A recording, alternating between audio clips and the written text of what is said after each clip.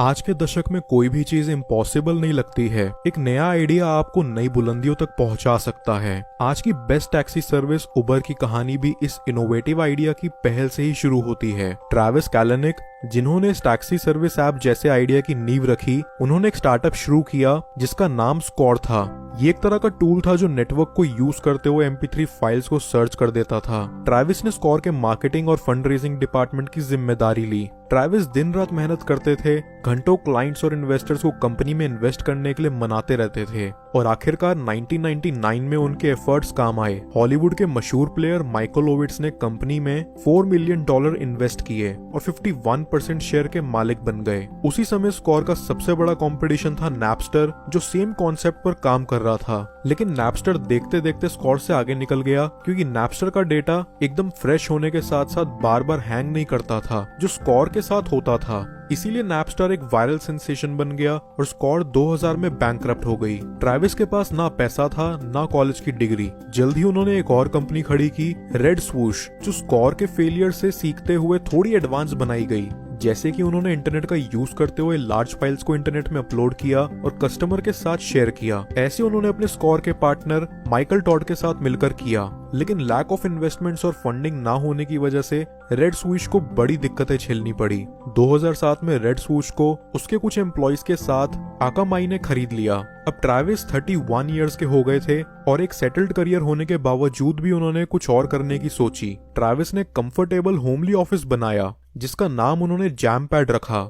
जैमपैड young inventors जिनके पास idea तो है पर पैसा नहीं है, उनके लिए बनाया गया था। ट्रैविस यहाँ पर इन इन्वेंटर्स के आइडिया सुनते थे। इसी के साथ उन्होंने एक पर्सनल ब्लॉग भी स्टार्ट किया जो था स्वूशिंग। ट्रैविस कुछ सालों तक नए बिजनेस वेंचर्स को न्यू पंप देने में लगे रहे। 2010 में ट्रैविस को उनके पुराने दोस्त गैरेट कैंप ने एक मोबाइल फोन ऐप से इंट्रोड्यूस करवाया जो थी उबर कैब।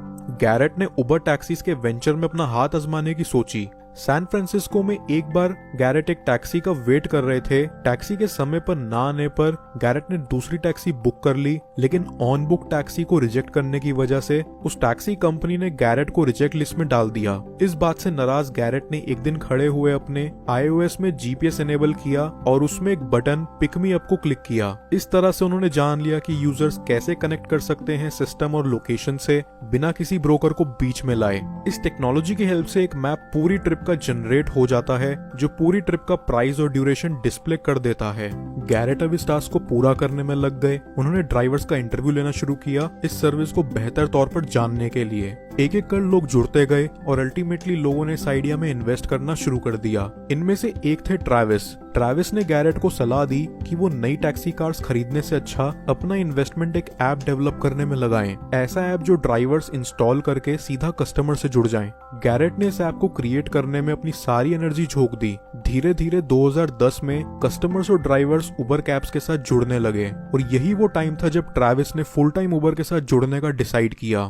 लीगल एलिगेशन से बचने के लिए उन्होंने उबर कैब का नाम बदलकर सिर्फ उबर कर दिया। कंपनी धीरे धीरे बढ़ने लगी और कुछ गलतियां भी करने लगी। जैसे 2010 में हैलोवीन पर उबर ने यूजर्स को डिस्काउंट प्रोवाइड करना शुरू किया। ये एक बड़ी गलती थी। कस्टमर्स की डिमांड बढ़ने लगी। इतने बिजी डे पर सब कस्टमर्स के लिए राइड्स अरेंज कर पाना इजी नहीं था और इसी वजह से कस्टमर्स ने काफी नेगेटिव रिस्पॉन्ड भी दिया। सैन फ्रांसिस्को से ट्रैविस ने बिजनेस बढ़ाना शुरू किया, जैसे सिएटल, बॉस्टन, शिकागो। कंपनी के मैनेजर रियान डेविस ने इन सिटीज को एकदम से टेक्निकल सपोर्ट में कनेक्ट कर दिया। उबर ने अब अपने ड्राइवर्स को गवर्नमेंट नॉर्म्स के अंडर ऑपरेट करना शुरू कर दिया। इससे बिजनेस शहर दर शहर बढ़ता गया। उबर अब टेक टाइकून, इजी एक्सेस और असेसमेंट जैसी चीजों पर काम करने लगा। 2011 में कंपनी ने एक और माइलस्टोन अचीव किया जब बेंचमार्क कैपिटल नाम की कंपनी ने उबर में $10 मिलियन का इन्वेस्टमेंट किया।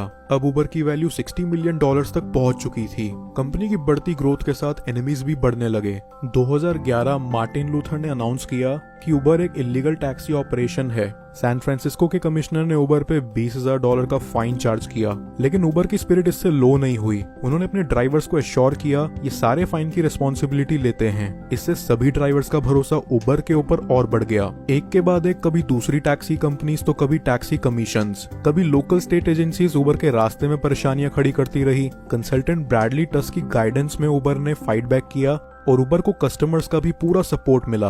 उबर ने 2014 में उबर एक्स का लॉन्च किया और इसके साथ ही उनका प्रोडक्शन 262 ग्लोबल मार्केट तक पहुंच गया। 2015 में जहां उबर एक ग्लोबल सेंसेशन बन चुका था, वहीं उसकी रेपुटेशन पर भी कई सवाल खड़े हुए। जैसे 2015 में दिल्ली में उबर के एक ड्राइवर को रेप चार्जेस के लिए अंडर अरेस्ट किया गया। इसके बाद उबर ने अपने ड्राइवर्स की एक्टिविटीज को मॉनिटर करना शुरू किया। उबर मार्केट में बहुत सारा कंपटीशन फेस कर रही थी, जैसी कंपनीज जिनका वर्क बेस एकदम सेम है। अपनी वीकनेसेस पर काम करना और एक एफिशिएंट सर्विस प्रोवाइड करना ही उबर का मोटो, और आए दिन उबर अपनी ग्लोबल फ्रेंचाइज में नए नाम और लोकेशंस जोड़ता जा रहा है।